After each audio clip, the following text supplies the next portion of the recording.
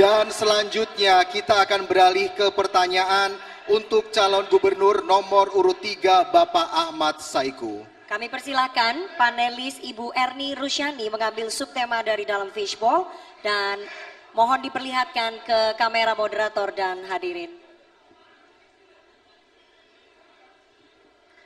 Subtema D. Subtema D. Sekali lagi, amplop masih tersegel, masih terjaga kerahasiaannya. Subtemanya adalah mitigasi bencana.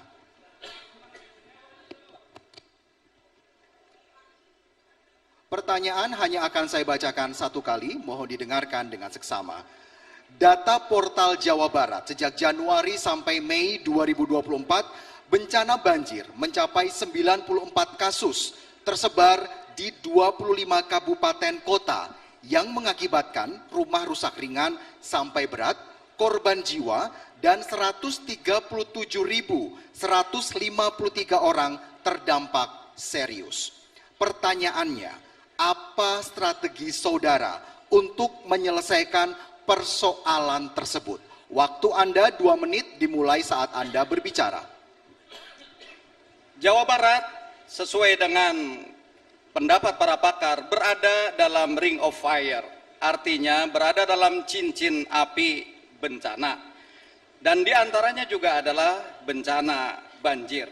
Oleh karena itu kita harus memiliki yang pertama adalah kajian peta bencana di Jawa Barat, di mana yang sering terjadi banjir, di mana yang sering terjadi gempa, di mana yang sering terjadi bencana-bencana yang lainnya. Yang kedua, kita harus mengedukasi masyarakat agar masyarakat lebih care terhadap bencana yang akan dihadapi. Ketika yang dihadapi adalah bencana banjir, maka dia harus tahu bagaimana upaya untuk menyelamatkan diri dan hartanya, kemana dia harus mengevakuasi keluarganya. Dan yang ketiga, tugas Pemprov tentu perlu memiliki rencana kontingensi atau contingency planning. Di antaranya dengan menghidupkan early warning system. Saya tinggal di Bekasi, seringkali menghadapi bencana-bencana banjir. Yang salah satu kebijakan pemerintah Kota Bekasi sebagai early warning system, kita menempatkan petugas di P3C, pertemuan Cikeas, itu sungai itu diberikan petugas orang yang menginformasikan ketinggian air. Sehingga ketika ketinggian itu betul-betul terdeteksi, maka jarak air sampai ke Kota Bekasi ini memerlukan waktu tempuh 6 jam. Sehingga dari situ masyarakat diinformasikan melalui radio, melalui HP, melalui informasi-informasi dalam berbagai hal, sehingga kemudian masyarakat paham dan bisa menyelamatkan harta diri sehingga mereka bisa selamat semuanya. Demikian. Baik, terima kasih kepada Bapak Ahmad Saiku.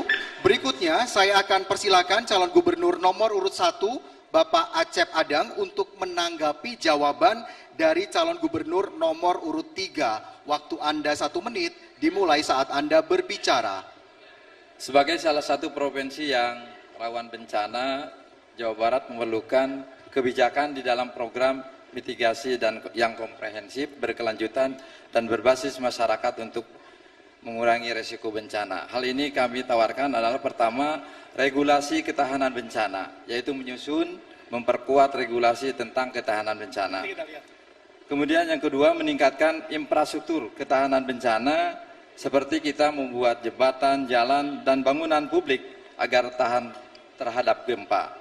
Yang ketiga, misalnya pendidikan mitigasi bencana, yaitu membuat program edukasi mitigasi bencana di sekolah-sekolah, dan kita memberikan penjelasan kepada mereka adalah bagaimana ketika kita nanti akan membuat semacam rumah atau bangunan, itu harus dihindari tempat-tempat yang menimbulkan akan adanya bencana, apakah bencana alam atau bencana banjir dan bencana-bencana yang lain.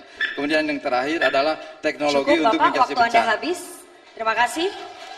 Selanjutnya kami persilakan Bapak JJ Wiradinata, calon gubernur nomor urut 2, menanggapi jawaban dari Cagup nomor urut 3. Waktu Anda 1 menit dimulai dari Anda berbicara. Iya, setiap tahun triliunan rupiah kita gelontorkan, provinsi, kabupaten, kota.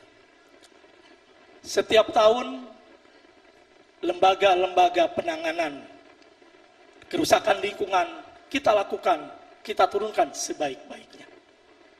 Tetapi yang terjadi, seminggu hujan, banjir tetap ada. Sebulan kemarau, kekeringan melanda kita. Maka tentu harus ada upaya-upaya yang luar biasa. Penguatan dan revitalisasi kelembagaan menjadi harus titik yang paling menentukan. Yang kedua, tentu kita harus juga membuka diri dengan kesadaran yang luar biasa. Apakah pengolahan hutan, apakah kelolaan lingkungan sekarang sudah menitik beratkan kepada aspek ekologi dan keseimbangan, atau hanya keperluan bisnis semata? Oleh karena kesempatan yang berbagai ini, masyarakat harus dilibatkan menjadi bagian dalam pengelolaan hutan, ya bukan saja Baik, pemanfaatan itu. waktu Terima Anda kasih. telah habis. Selanjutnya kepada calon gubernur nomor urut 4 Bapak Deddy Mulyadi. Kami persilahkan untuk menanggapi calon gubernur dari nomor urut 3. Waktu Anda 1 menit dimulai saat Anda berbicara. Bencana itu hilir dari sebuah kegagalan dalam pengelolaan pembangunan. Kenapa gagal? Karena kita salah memetakan wilayah, diakibatkan tata ruang kita tidak sesuai dengan fitrah penciptaan alam itu sendiri. Maka yang pertama harus dilakukan oleh kita adalah pemetaan tata ruang. Agar apa? Agar ruang-ruang yang ada di bumi Jawa Barat itu kembali pada ruang-ruang sesuai dengan peruntukannya.